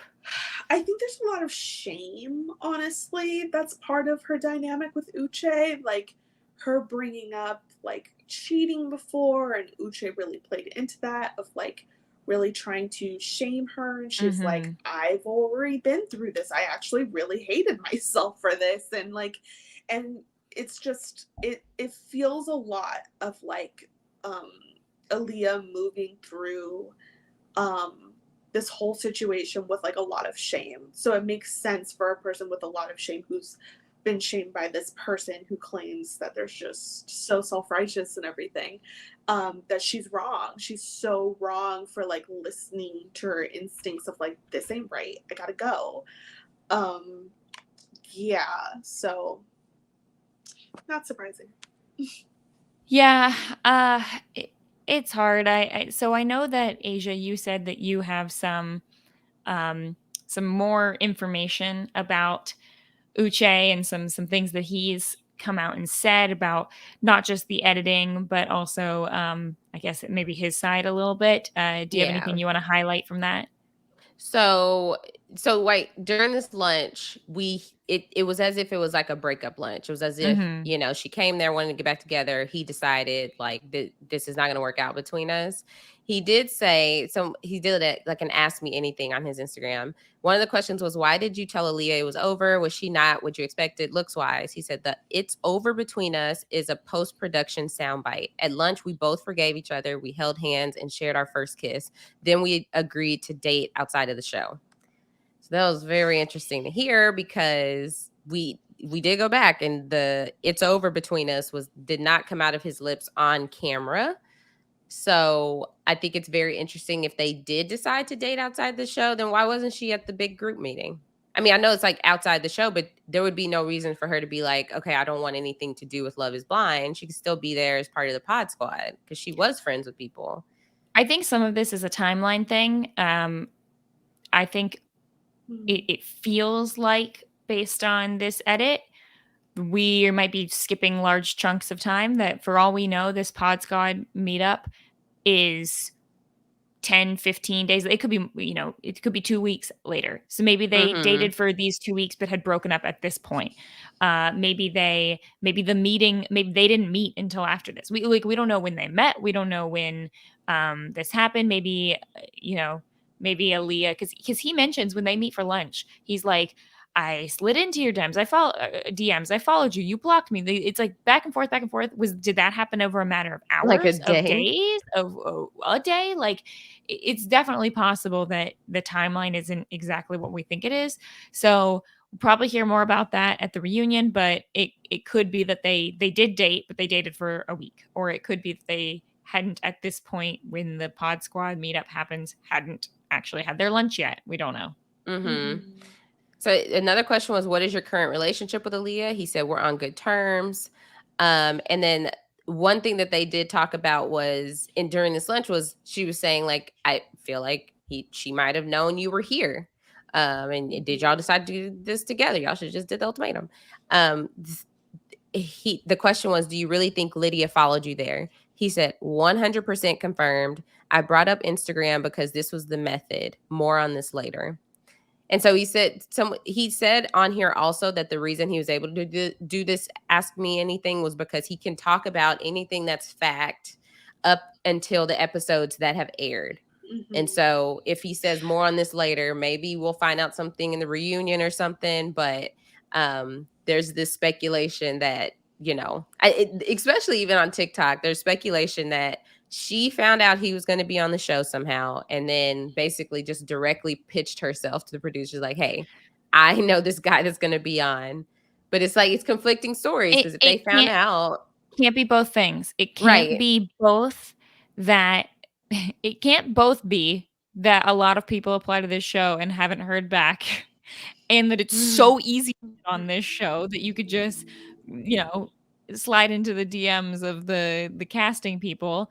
It also can't be both that the show wanted them to hide the fact that they were dating because it was going to mess up the format, and also that they 100% knew before it started that they were dating. I think the most likely scenario is that the show did know they were dating, wanted to use it on their own terms, and not only told them that they couldn't mention it up until a certain time, but then told them that they should mention it after a certain point in time. Like, I think that they wanted it to come out. I think that if one of them had said, actually, you know what, I really don't want to talk about this, and I don't want to bring this up, I don't know that would have flown with the producers either. Yeah, because he also said that he was like, why wouldn't Lydia point out, because they had to do their recent dating history. He's like, why wouldn't she say that I was her recent dating person?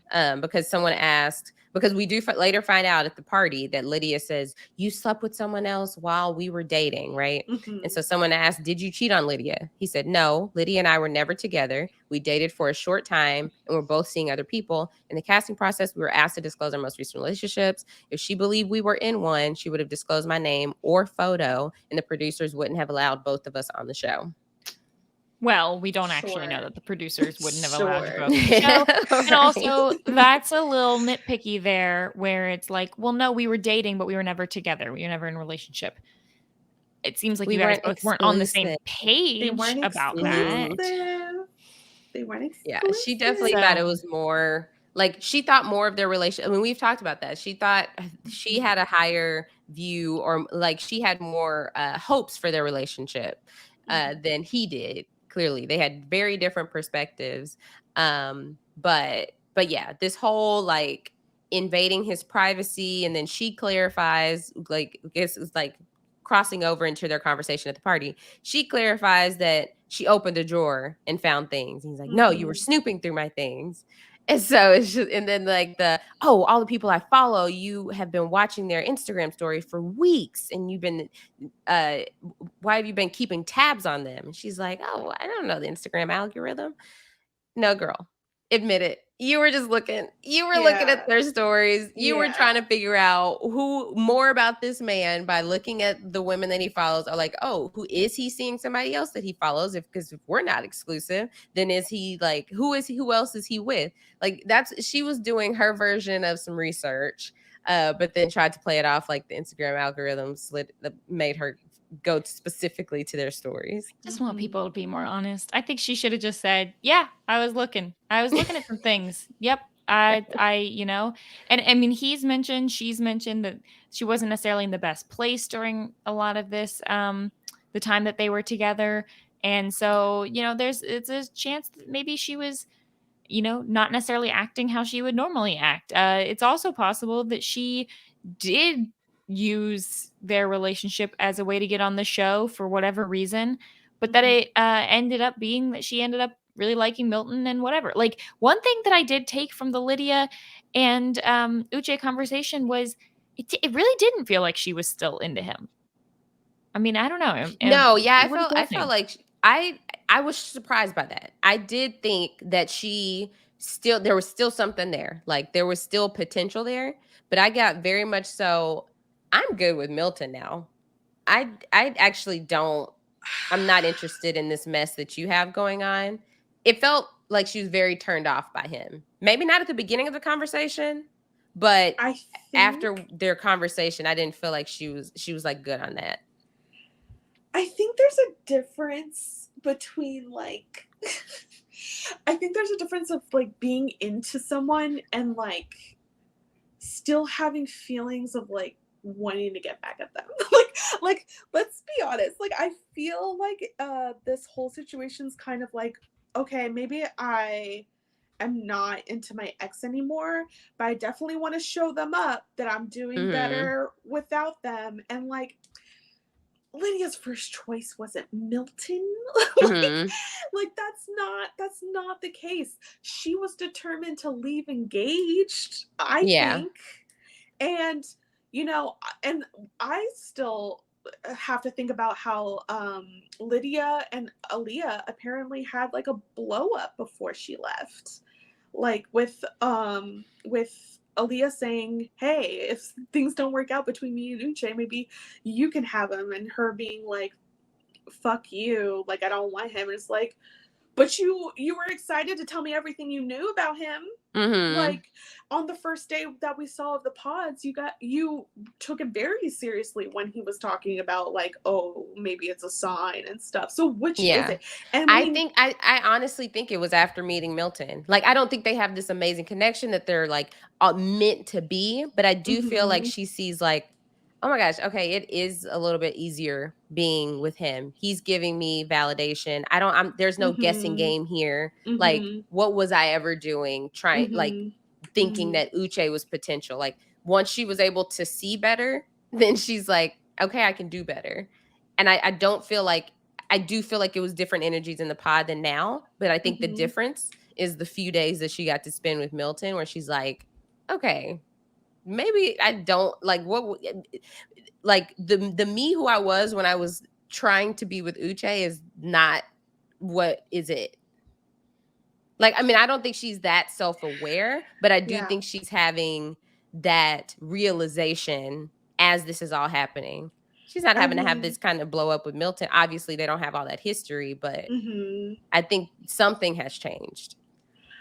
I mean, we didn't really talk about Milton and Lydia, but let's go into it now. What did you think about their first meeting? Oh yeah, their first meeting. It was wild. It was wild. He's nervous. He thinks he looks like so young because of how his hair and facial hair was done. I think she was so stunned by how tall he was. 6'7". I know we were wondering, but 6'7". That's tall. I do love the way that they joke, and I almost want to say like I love the way that they joke around each other if they're both okay with it, because they do a lot of like, oh, you're so old, oh, you're so young, oh, okay, grandma, okay, little boy, little 12-year-old. Like, they do joke like that, and I can't tell if it's, yes, we're aware that there's an age gap and it's a little weird and we're gonna joke about it, or if there actually is some like that they don't like that about it. It's hard to tell. It's hard to tell if they like it or not. If they're both on the same page and they both are okay joking with that, then it's cute. If it's not that way, then it's not. But I did think it was very funny when she kept saying, "How tall are you?" and he goes, 5'10". Yeah. Like, that was really funny. She's like, "You're not 5'10". I'm 5'10". You know. I was a little surprised by how much physical chemistry they had. Like, I knew that they would think like, okay, I didn't think they were going to be unattracted to each other, but they were all about like all of us like automatically all over each other. I feel like they kissed the most out of everybody who's met during the reveal. So I was like, okay, they're not going to have any trouble in that department, but what's going to come out with like everything else? I mean, so far, not a ton of drama between the two of them. Like, they're, they seem to genuinely like each other. There wasn't a lot in Mexico, like the joking. They were the one that we didn't really get like a date with them. We had the sort of like ATV. Yeah, we had like the dinner.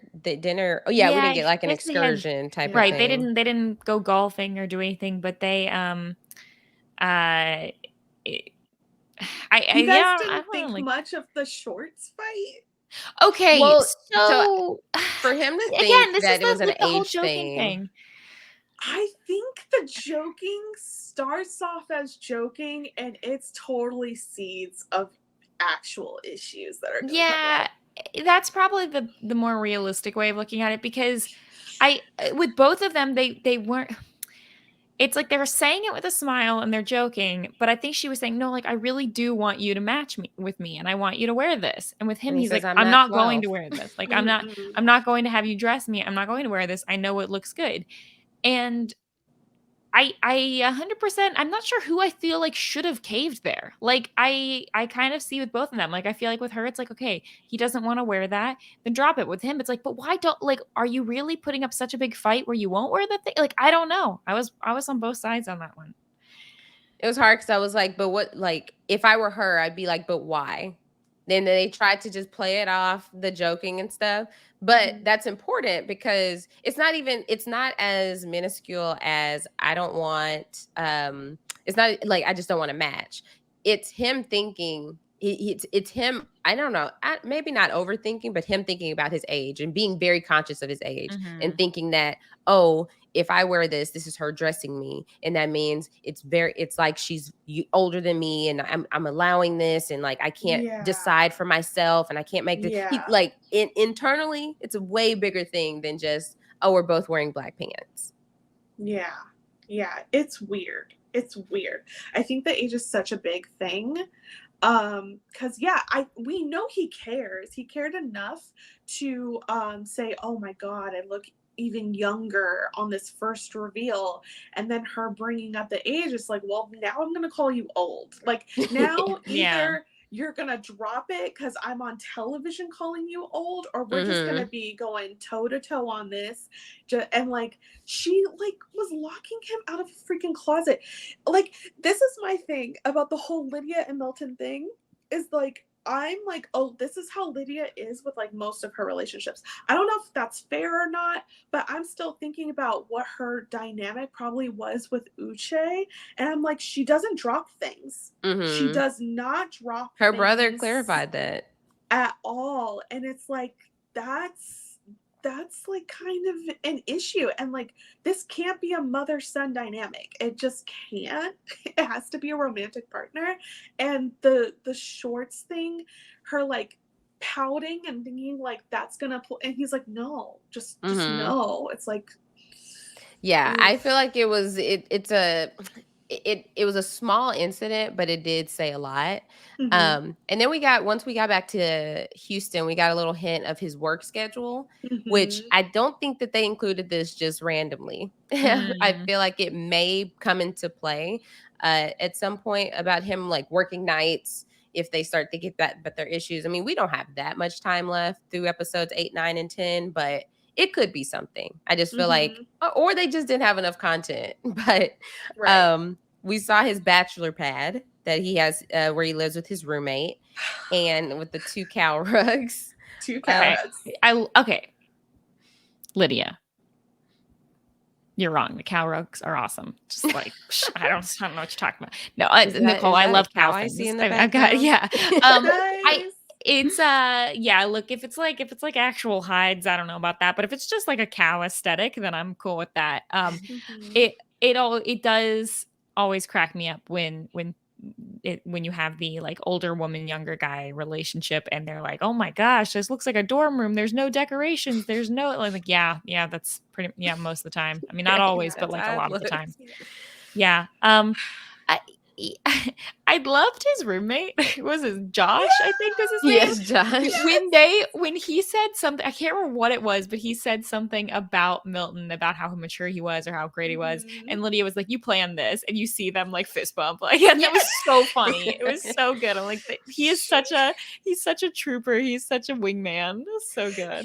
He is. There's an unnecessary side note here, but kind of necessary. So they talked about how they're both, well, Milton talked about how him and Josh are nationally ranked with Pokemon Showdown. Right.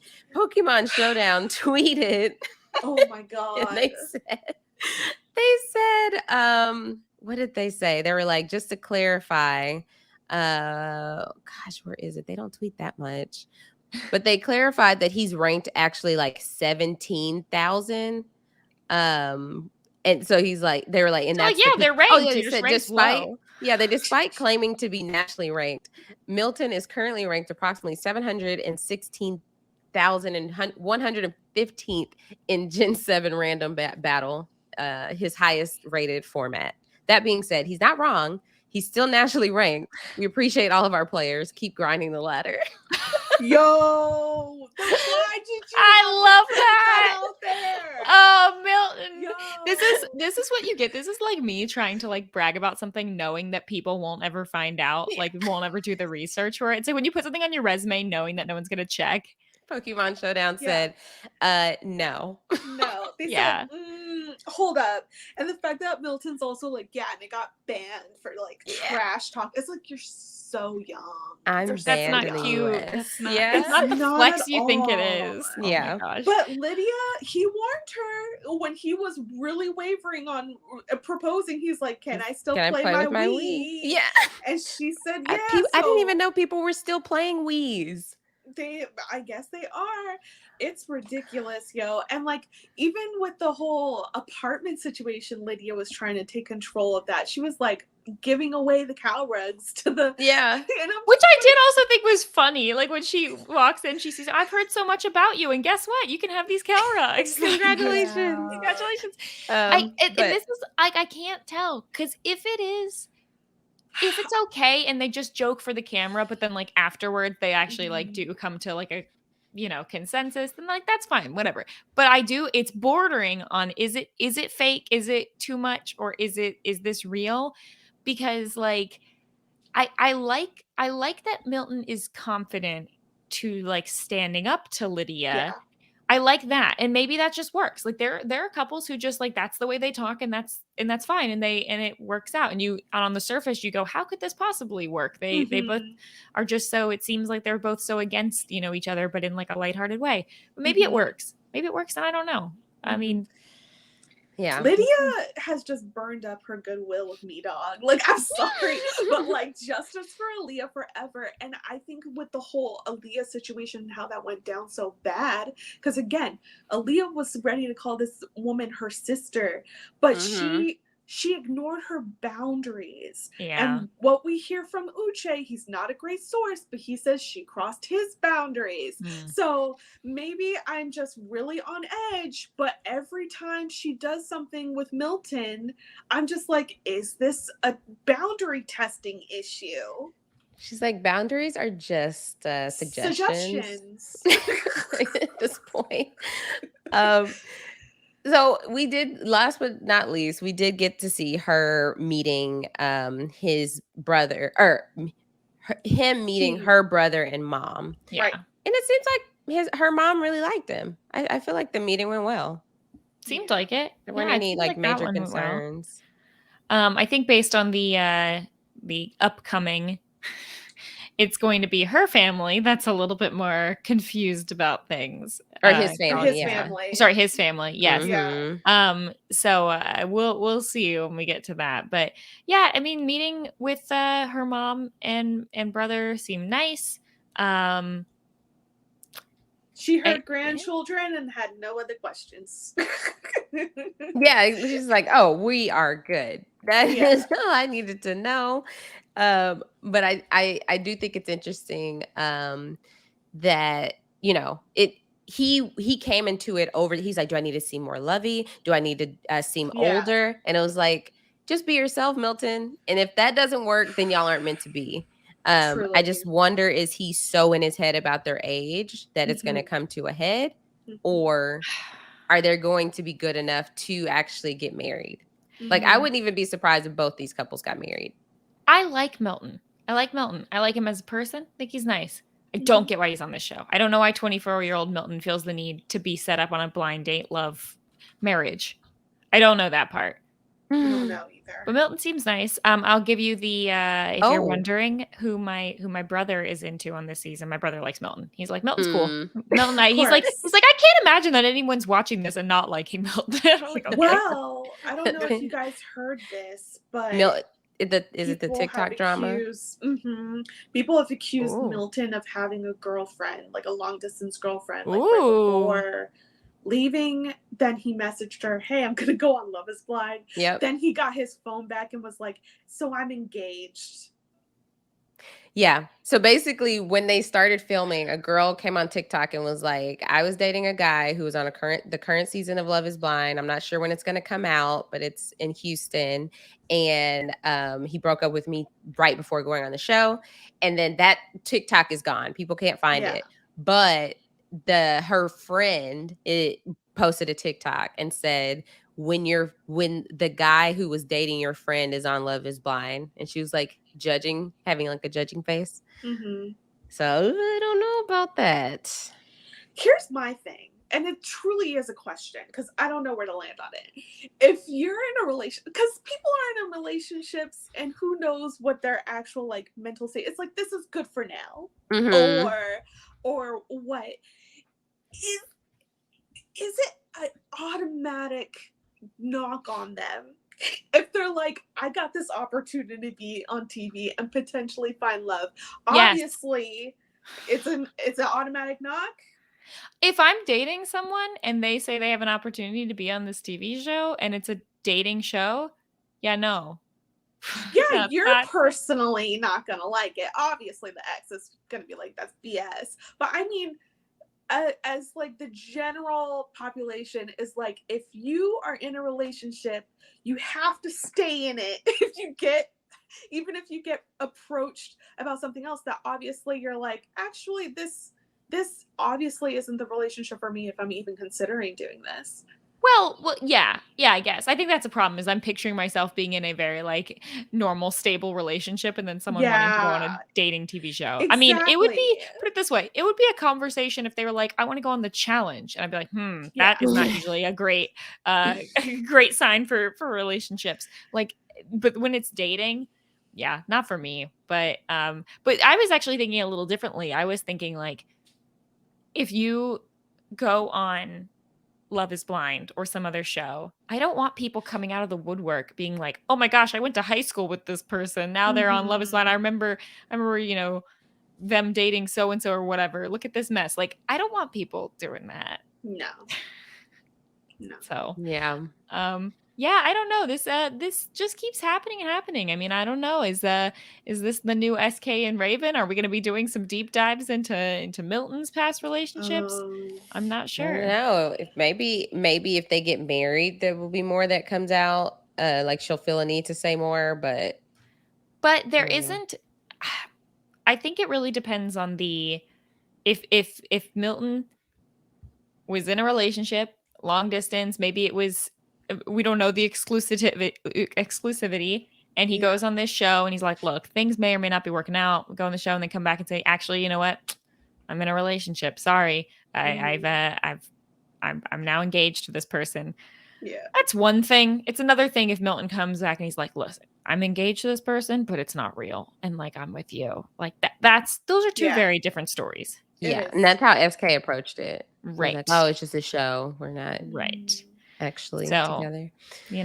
We'll see. But yeah, so Aysha, Nicole, any final thoughts on this drop or anything else you want to bring up? No. I enjoyed the drama. I've totally accepted that we're not going to get just an amazing love story out of this one. No. So as long as they keep delivering the drama, then I'll keep, it's fine. Yeah, we'll see. I think we're going to have some drama. I would just love to have a nice season with some interesting but not necessarily messy couples who we can actually root for. Would love that. We'll see. Maybe one day. I don't know.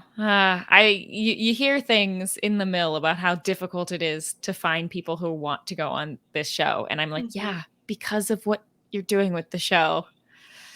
Oh, well. But that's it for us this time. We'll be back next time for the next drop, which we think might only be episodes 8 and 9, I think it might only be 2 more episodes in this next drop. So we'll come back for that. We saw a little bit of previews that we're gonna at least we saw some wedding attire. So we're getting to the weddings at least, and then we'll see what happens from there. But once again, if you want to check out any of the other podcasts that we have over on the First Sight feed, you can do that. Check out Asia podcasting about Married at First Sight over there, and you can check out the season of The Perfect Match as well, and all of our seasons of The Ultimatum that we've covered over there. Make sure that you subscribe, rate, and review. Nicole, where can everyone check out what you're doing? You can check what I'm doing on Twitter at Nikki Bernice.